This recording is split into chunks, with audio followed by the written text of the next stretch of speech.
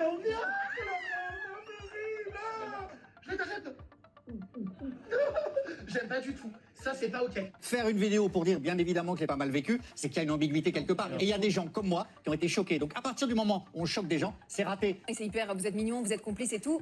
D'un autre côté, effectivement, il aime les garçons, il aime les garçons. Et si ça avait été l'inverse, effectivement, un garçon qui me fait un bisou de force. Non, mais là, ça aurait été un truc de dingue. Voilà, et pour Jérém Star, malgré tout, c'est le sexe opposé. Là, c'était Jérém Star avec Polska, chroniqueuse de TVT9, qui font le show dans la caméra, sur Snap et tout ce que vous voulez, en train d'essayer de s'embrasser parce que Jérém Star est homosexuel et Polska lui dit « Bah regarde, tu vas voir, c'est bien d'embrasser une fille aussi ». Alors, ce qui est bien, c'est qu'autour du plateau, on a d'abord Gilles Verdez, « Oh, je suis scandalisé, tout ça, le fait que Jérém Star s'explique après sur les réseaux, c'est qu'en gros, il y a ambiguïté ». Alors, c'est marrant parce qu'il est débunké juste après dans la séquence, c'est que Polska lui dit qu'en fait, cette scène qu'on voit là a été retournée. C'est-à-dire qu'ils ont fait une première version filmée qu'ils ont mis sur je sais plus quel réseau social, ils ont vu que ça avait un peu marché, ils ont retourné la scène pour la mettre sur un Snapchat. Donc ça montre bien que c'est de la mise en scène, que donc Jérém Star n'a pas été forcé d'embrasser Polska, que tout ça c'est du show, c'est pour le content. Donc voilà, vraiment c'est insupportable de voir des gens scandalisés pour tout. Alors bien sûr que l'inverse aurait pu choquer, parce qu'on sait que l'homme est plus fort physiquement que la femme, il a une domination naturelle, donc forcément si un homme embrasse de force une femme, on va être un peu plus choqué. Mais encore une fois, si on sait que c'est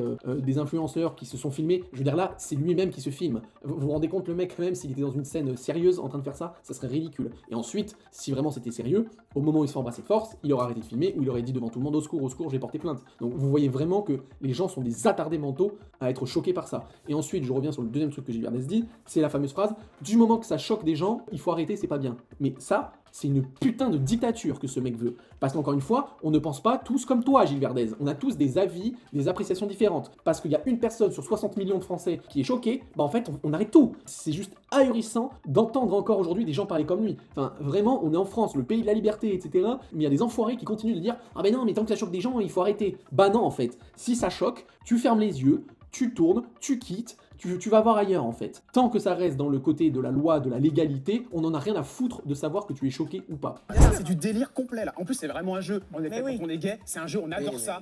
Qu'une fille vienne nous voir en essayant de nous embrasser. Tous les gays n'aiment pas ça non plus. Il faut pas sensibiliser tous les gays. À aucun moment là, Et là, ce passage aussi est intéressant. Jordan Deluxe, qui est aussi homosexuel, est en train de dire une généralité qui est vraie, à savoir qu'il y a beaucoup d'homosexuels qui aiment jouer à ça. Et on a la woke de service, Géraldine, qui nous dit « Ah, mais faut arrêter d'essentialiser, tous les homosexuels n'aiment pas ça. » Sans déconner, Géraldine! Ah, je pensais que les homosexuels c'était tous des robots et qu'ils étaient faits en série et qu'ils pensaient tous pareil. Bien sûr que non, mais encore une fois, il y a des sensibilités, il y a des généralités. Bien sûr qu'il y a énormément d'homosexuels qui n'aiment pas. Lui-même qui est homosexuel, pourquoi il dirait cette phrase en fait, si c'était pas vrai?